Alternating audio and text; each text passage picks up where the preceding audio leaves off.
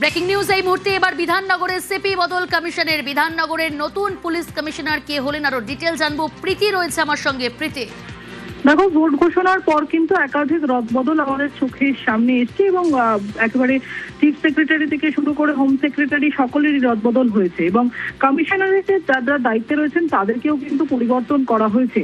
ঠিক ভোট যে দিন রয়েছে অর্থাৎ 29শে এপ্রিল, তার ঠিক 12 দিন আগে কিন্তু বিধাননগরের সিপি তাকে পরিবর্তন করা হলো এবং ত্রিপুরারি অথর্ব তাকে নিয়ে আসা হলো।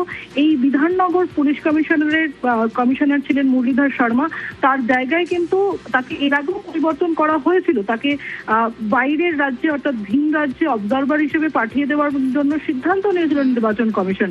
তবে সেই সিদ্ধান্ত পরে পরিবর্তন করা হয়। তবে এখন দেখা গেল যে 12 দিন আগে, ভোটের 12 দিন আগে বিধাননগর পুলিশ কমিশনারের যিনি দায়িত্বে রয়েছেন তাকে পরিবর্তন করা হয়েছে।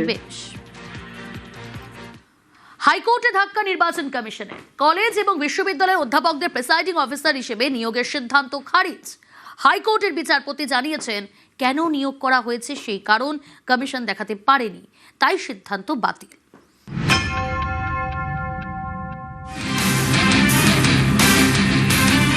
কলেজ এবং বিশ্ববিদ্যালয়ের প্রফেসরদের প্রিসাইডিং অফিসার হিসেবে নিয়োগ, নির্বাচন কমিশনের এই সিদ্ধান্ত শুক্রবার খারিজ করে দিল কলকাতা হাইকোর্ট। আদালতের পর্যবেক্ষণ, অধ্যাপকদের কেন প্রিসাইডিং অফিসার হিসেবে নিয়োগ করা হয়েছে এর কারণ নির্বাচন কমিশন দেখাতে পারেনি, তাই অধ্যাপকদের প্রিসাইডিং অফিসার হিসেবে নিয়োগের সিদ্ধান্ত বাতিল।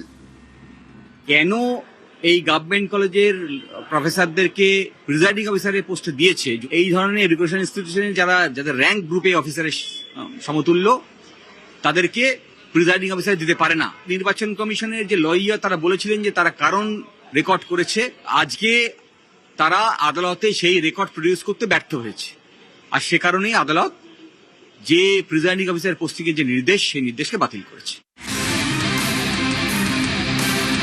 কলেজের প্রফেসরদের প্রিসাইডিং অফিসারের দায়িত্ব, নির্বাচন কমিশনের এই সিদ্ধান্তকে চ্যালেঞ্জ করে কলকাতা হাইকোর্টে মামলা করেন সহকারী অধ্যাপক রূপা বন্দ্যোপাধ্যায়। মামলাকারীর দাবি, এর আগে নির্বাচন কমিশন বিজ্ঞপ্তি দিয়ে জানিয়েছিল বিশেষ পরিস্থিতিতে প্রফেসরদের ভোটের দিন ডিউটিতে অর্থাৎ প্রিসাইডিং অফিসারের কাজে ব্যবহার করা যায়, কিন্তু মামলাকারীদের ক্ষেত্রে এমন কোনো কারণ কমিশন দেখাতে পারেনি। এ নিয়ে মামলা হয়। বৃহস্পতিবার শুনানিতে হাইকোর্টের বিচারপতি কৃষ্ণ রাও ক্ষোভ প্রকাশ করেন। কমিশনের উদ্দেশ্যে বলেন, নির্বাচন কমিশন তো বিচারপতিদেরও ভোটের ডিউটিতে নিয়োগ করতে পারে, আমরাও ভোট কেন্দ্রে যেতে পারি, আমিও যেতে প্রস্তুত। এটা কোনো তামাশা নয়। কমিশন প্রতিবারই সমস্ত বিজ্ঞপ্তির পরিবর্তন করে, আর শুক্রবার কমিশনের সিদ্ধান্তই বাতিল করে দিল হাইকোর্ট। এদিন বিচারপতি কৃষ্ণ রাও বলেন, হাওড়ার জেলা নির্বাচনী আধিকারিকের থেকে একাধিকবার জানতে চাওয়া হয়েছে তিনি কেন সরকারি কলেজের অ্যাসোসিয়েট প্রফেসরদের প্রিসাইডিং অফিসার হিসেবে নিয়োগ করেছেন। এ নিয়ে কোনো তথ্য দেওয়া হয়নি, তাই আদালত মনে করছে 2010 সালে নির্বাচন কমিশনের গাইডলাইন মেনে এই নিয়োগ হয়নি, তাই অধ্যাপকদের প্রিসাইডিং অফিসার হিসেবে নিয়োগের সিদ্ধান্ত খারিজ করা হচ্ছে। নির্বাচন কমিশনের এটাই সমস্যা, তারা কেবলমাত্র একটি খসড়া চিঠির মাধ্যমে সমস্ত বিভাগের কর্মীদের তলব এবং দায়িত্ব বন্টন করে দিচ্ছে।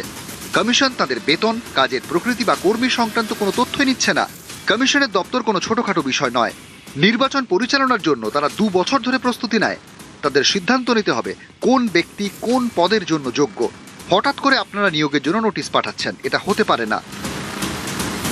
মামলাকারীর আইনজীবী বিকাশ রঞ্জন ভট্টাচার্য তখন ভার্চুয়ালি জানান, কমিশন এই নিয়োগের জন্য নির্দিষ্ট কারণ দেখাচ্ছে না। কমিশনের আইনজীবী তখন বলেন, আমরা ভারসাম্য বজায় রাখার চেষ্টা করেছি, বর্তমানে যে প্রয়োজনীয়তা রয়েছে তা সম্পূর্ণ বুথ ভিত্তিক।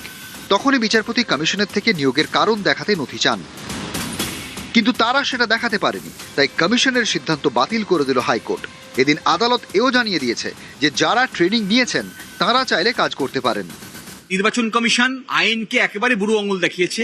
আজকে যিনি নির্বাচন কমিশনার আছে কালকে নাও থাকতে পারেন, ফলে হোয়াটসঅ্যাপ কমিউনিকেশনের উপর ভিত্তি করে কোনো আইনি কাজ করা যায় না, কোনো সরকারি কাজ পরিচালনা করা যায় না। ফলে নির্বাচন কমিশন যে পদ্ধতিতে এই সমস্ত প্রক্রিয়া চালাচ্ছে তা সম্পূর্ণ বেআইনি। সাধারণ নির্বাচন পরিচালনার প্রশ্নে সুপ্রিম ক্ষমতা দেওয়া আছে জাতীয় নির্বাচন কমিশনকে, যে ক্ষমতা দিয়েছে আমাদের দেশের সংবিধান, কিন্তু সেই ক্ষমতার প্রয়োগ করে আমাদের রাজ্যের বিধানসভার ভোট পরিচালনার সময় যে পদক্ষেপগুলি স্বকীয়তার নামে নিচ্ছে নির্বাচন কমিশন, তা আদতে সবগুলো যে সঠিক হচ্ছে না, ত্রুটি থেকে যাচ্ছে, এই রায় তারই প্রতিফলন। ক্যামেরা দীপঙ্কর সঙ্গে অর্ণব হাজরা, নিউজ 18 বাংলা, কলকাতা।